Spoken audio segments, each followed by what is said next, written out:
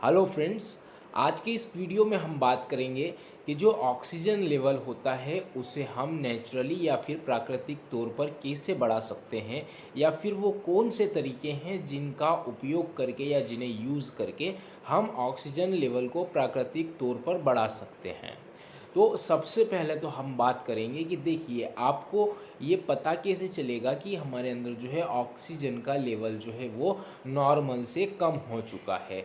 तो अभी क्या हो रहा है कि कोविड पेशेंट्स के अंदर मोस्टली यही देखने में आता है कि सबसे पहले तो जो है loss of sense of smell और टेस्ट जो है मुंह का वो चला जाता है, सुगंध नहीं आती है। उसके बाद में जो है वो सीवियर कंडीशन वाली कफ हो जाती है, या फिर सीवियर कंडीशन का एकदम उनमें जो है कोल्ड एंड फ्लू देखने को मिलता है। और कुछ में फिर ये होता है कि जो ऑक्सीजन का लेवल है वो धीरे धीरे धीरे धीरे बहुत ज़्यादा ही कम हो जाता है। तो जब भी ऑक्सीजन का लेवल कम होता है तो उस कंडीशन में सबसे ज़्यादा हेडेक होता है, सर में दर्द होगा, चेस्ट पेन होता है, मतलब सीने में बहुत तेज़ी वाला दर्द होगा।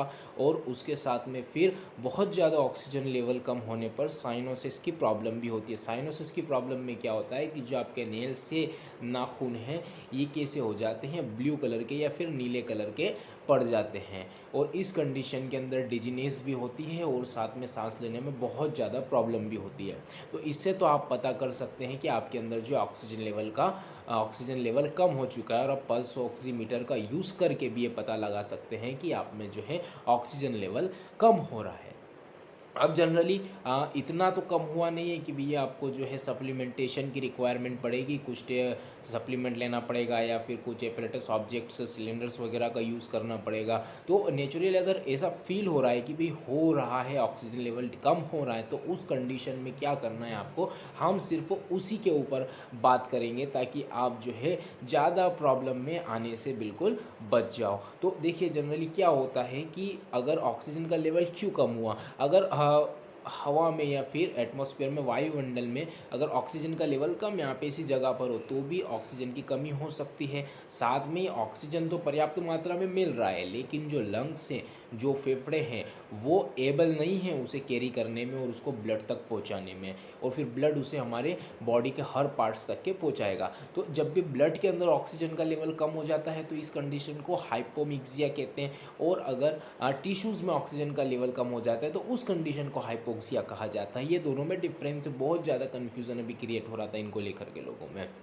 तो अब हम बात करेंगे कि अगर ऐसी स्थिति हो जाती है, लग रहा है, फील हो रहा है कि ऑक्सीजन का लेवल कम हो चुका है, तो उसको कैसे बढ़ाना है या फिर हम उसको कैसे इंक्रीज़ कर सकते हैं। तो सबसे पहले देखिए, अभी नेट के ऊपर भी बहुत ज़्यादा फेमस हो रहा है और बहुत सारे जो डॉक्टर्स हैं वो भी इसके बारे में सलाह दे रहे हैं, जिसे हम प्रोनिंग पोजीशन कहते हैं। तो प्रोनिंग पोजीशन क्या होती है और उसे आपको करना कैसे। तो सबसे पहले देखिए, इस प्रोनिंग पोजीशन में क्या है कि जो भी पेशेंट है जिसका भी ऑक्सीजन लेवल कम हुआ है, उससे सबसे पहले क्या करते हैं कि इसमें उल्टा लेटाते हैं। अब उल्टा इसमें कैसे लेटना है, देखिए, आपको जो है 3 पिलोज़ लेना है, 3 तकिए लेना है। और सबसे पहला तकिया जो है आपको थोड़ा सा चेस्ट के थोड़ा सा ऊपर करके उल्टा रखना है। और फिर उसके बाद में एक जो रखना है वो अपनी नाभि से, बोमी से थोड़ा सा नीचे, बस ध्यान ये रहना है कि वो पूरी तरीके से पेट के ऊपर, स्टमक के ऊपर नहीं आए। और जो तीसरा तकिया है बिल्कुल पैर के नीचे, और इस तरीके से उनको रख के उनके ऊपर आपको हाथ ऐसे करके, इस तरीके से करके हाथ करके लेट जाना है। और इस कंडीशन में आपको फिर जो क्या है, सांस लेना है।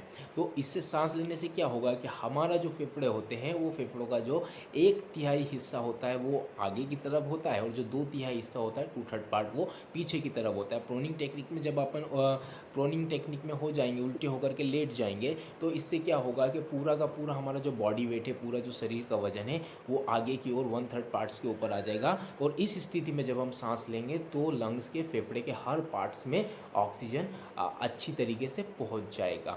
तो ये तो थी हमारी कौन सी पहली टेक्निक। इसमें क्या करना है कि आपको लगभग 1 घंटा या फिर 45 मिनट्स, 45 मिनट्स तक के इस तरीके से आपको लेटे रहना है। उसके बाद सारे तकिए जो है आपको हटा करके फिर दाई करवट, जो इस टाइप से लेटते हैं, दाई करवट लेट जाना है। ये दाई करवट कुछ देर लेटना है, फिर उसके बाद बाई करवट। तो ये 2 से 3 बार भी अगर आप कर लोगे, तो ये करने के बाद आपको फिर पल्स ऑक्सीमीटर में आपको चेक करना है, तो 100% डेफिनेटली कुछ ना कुछ जो लेवल है ऑक्सीजन का वो बढ़ा हुआ आपको उसमें मिलेगा। अब हम बात करते हैं कि सेकंड टेक्निक क्या है जिससे हम लेवल को बढ़ा। तो जो सेकंड टेक्निक होती है ऑक्सीजन लेवल बढ़ाने की, अपने घरेलू इलाज के तौर पर, उसे हम कहते हैं स्टीम थेरेपी, जिसे हम और आप अपनी नॉर्मल भाषा में जिसे भाप लेना कहते हैं। तो इसमें आपको कैसे भाप लेना है या नॉर्मल या स्टीम थेरेपी कैसे करना है ताकि ऑक्सीजन का लेवल बढ़ जाए। तो सबसे पहले तो आपको क्या करना है कि एक जो छोटी जो तपेली होती है या फिर एक कोई सा भी स्टील का छोटा बर्तन लेना है और उसको जो है आधा किससे भरना है, पानी से भरना है। और फिर आधा पानी से भरने के बाद उसमें जो है 2 चम्मच अजवाइन डाल करके 1 चम्मच उसमें जो है हल्दी डालना है। हल्दी हम कोई सी भी जो घर में यूज़ होती है वो ले सकते हैं।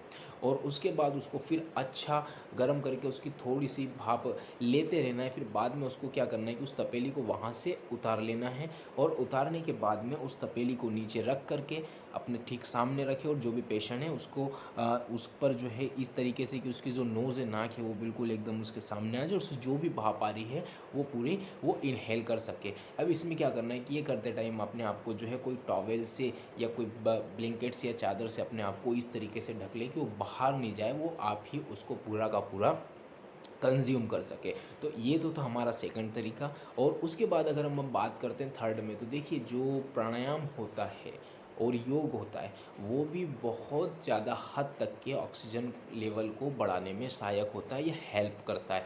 तो इसमें हमें करना क्या है, तो जो सुबह सुबह जब जैसे सो करके उठते हैं 8 बजे या 9 बजे कभी भी, तो उस टाइम पे जो है ये प्राणायाम हम जो है कर सकते हैं। और इसमें सबसे ज़्यादा जो इम्पोर्टेंट है, सबसे ज़्यादा जो मेन है जिससे हम लेवल बढ़ सकता है, उसको हम क्या कहते हैं, भस्त्रिका प्राणायाम कहा जाता है। तो उस प्राणायाम में क्या होता है कि दोनों पैरों को ऐसे सीधा रख करके इस तरीके से बैठते हैं और फिर ये दोनों नाक से हम जो है सांस को अंदर लेते हैं और फिर जितनी स्पीड से हमने सांस को लिया है उतनी स्पीड से छोड़ते हैं। तो इससे क्या होता है कि इससे भी ऑक्सीजन लेवल बढ़ जाता है। फिर दूसरा जो होता है वो ये प्राणायाम के बाद में, इसके बाद एक होता है अनुलोम विलोम कहा जाता है जिसमें एक साइड का साइनस जो है बंद किया जाता है और एक साइड से हम सांस लेते हैं और फिर उसको बंद करके दूसरी साइड से उसी स्पीड से छोड़ते हैं। तो इसको भी कंटिन्यू करने से क्या होता है कि ऑक्सीजन का लेवल हमारा बढ़ा हुआ रहता है और मतलब जो कम नहीं होता है ना। तो भाई जब भी आपको हेडेक हो रहा है, बहुत ज़्यादा सर में दर्द हो रहा है, डिजीनेस की कंडीशन हो गई है, डिजीनेस की कंडीशन के साथ में जो है जब भी आप बोल रहे हैं तो एक साथ सीने में जैसे घर्राहट की प्रॉब्लम होती है, भी क्यों होता है, क्योंकि जब ऑक्सीजन लेवल कम होने लगता है। तो आज की इस स्थिति के अंदर जो है घर में ही सेफ रहे, सुरक्षित रहे और जो उपाय बताएं उनको करने की कोशिश करें जिससे कि आपका ऑक्सीजन लेवल जो है नॉर्मल रहे। और अगर कभी एक ऐसी कंडीशन आ भी जाती है, बहुत ज़्यादा कम हो भी जाए, तो ऐसी स्थिति में फिर आप डॉक्टर से कंसल्ट करें और उसके बाद में जल्द से जल्द जो है हॉस्पिटल के लिए निकलिए। तो अभी सुरक्षित रहिए, सेफ रहिए। आज के लिए इतना ही। अगली और वीडियो में मैं आपको बताता रहूँगा कि आगे हम किस तरीके से अपने आप को रिकवर कर सकते हैं।